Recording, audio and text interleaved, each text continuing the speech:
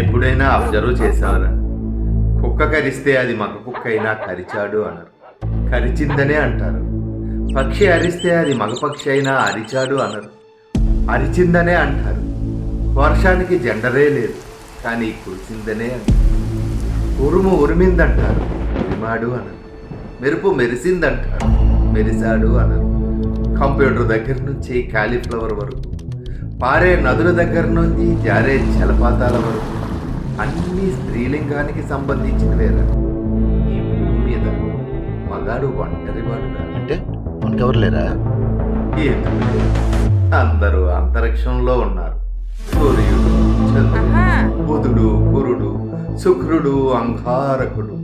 Elon Musk గాడు మగాళ్ళందరినీ mass మీదకి తీసుకెళ్లే రోజు కోసం ఎదురు చూస్తున్నాడు. అప్పుడేదాకా మనం ఏం చెయ్యాలి? కోపాన్ని కంట్రోల్ చేసుకోవాలి, అహాన్ని అణచివేయాలి, బానిసగా బ్రతకడం బ్రతుకు తెరువు చేసుకోవాలి. నేను చేసుకోను, ఏమవుతుంది?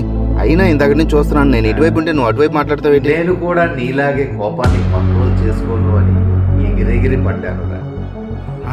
ఏమైంది? ఎగిరి మెల్ల మీద తన్నాను. మెడ అటు ఇటు తిరగడం లేదు. మావా, మెడిటేషన్ చేస్తే కోపం తగ్గుతుంది అంటవా? మెడిటేషన్ ఎలా చేయాలో చెప్పు మావా.